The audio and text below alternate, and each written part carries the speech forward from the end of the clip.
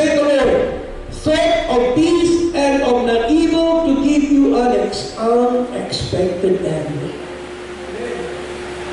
Amen?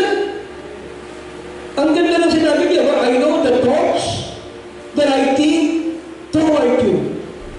Dalawa yan. I know the thoughts that I think. Grabe. Yung thoughts, ibig sabihin, buo na yun sa isip ng Diyos kung ano plano niya sa iyo. Na iniisip niya para sa atin.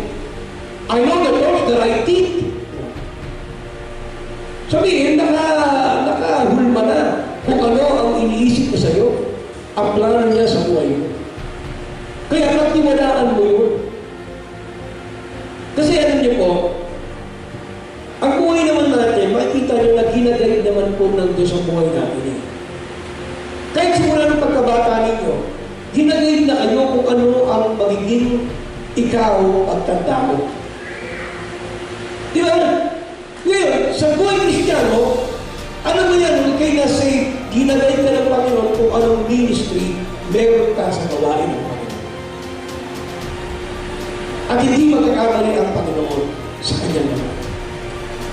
So may plano ang Diyos sa bawat isa sa atin. Hindi natin yan pag-isiyan sapagkat iyan ang plano ng Panginoon sa buhay natin.